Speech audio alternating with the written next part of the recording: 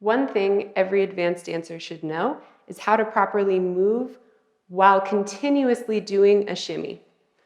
Let's start with our normal shimmy back and forth. Now shift the weight onto one leg. So we're just doing the shimmy through one knee, making sure that we're not coming into a plie and we're not locking the knee. I'm going to transfer both feet, 1 foot. Both feet, 1 foot. Walking forward. When I transition my weight, I'm trying not to pause my shimmy or change the speed of my shimmy. As I transfer my weight from my back leg to my front leg, I'm transferring from both knees shimmying to one knee shimmying. While I'm doing this, I'm maintaining a straight back so I can keep the same rhythm in my hips. 1 and 2, 1 and 2, 1 and 2, 1 and 2. We need to be able to walk on flat feet, but we also need to be able to walk and continuously shimmy on releve. The position of the body in releve slightly changes. On the ground, my legs are going to be more straight, but as I come into releve for hip work, I tend to bend a little more in my knees, just so that I can keep my thighs straight with the rest of my body, and I have more than enough room in my legs to move my hips. Now, make sure that as you come into releve, you're not letting your heels press down to the floor as your knees bend and straighten. Our knees and our hips are doing the shimmy movement, and I'm keeping my heels as still as I possibly can, almost like I'm standing on little high heels.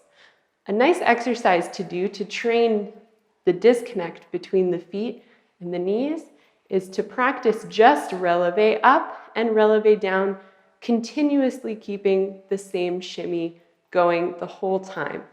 So we can really separate that shimmy from the feet. And I do the same thing in releve, both knees, one knee, both knees, one knee, both knees, one knee, both knees, one knee.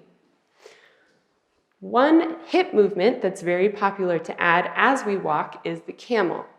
In place when we shimmy, we want to be sure that as we shimmy, we're not shifting our weight and pushing our hips out side to side. This is going to make it really hard to do a camel. For the camel, we need our center to stay the same. So my hips are going to stay right here, and I'm just coming up and down on either side, as opposed to pushing my hips out and sliding. So I'm going to come out and in and out and in. My hips go 1, 2, 3, 4, 1, 2, 3, 4, 1, 2, 3, 4, 1, 2, 3, 4. Try and use the belly muscles to help with the camel, especially because the legs are already working to help create the shimmy. Now, this becomes a little more complicated when we walk because we're transferring again onto a one-leg shimmy. As we do this with a camel, try to keep the hips at the same level instead of lifting one hip as you step onto one side.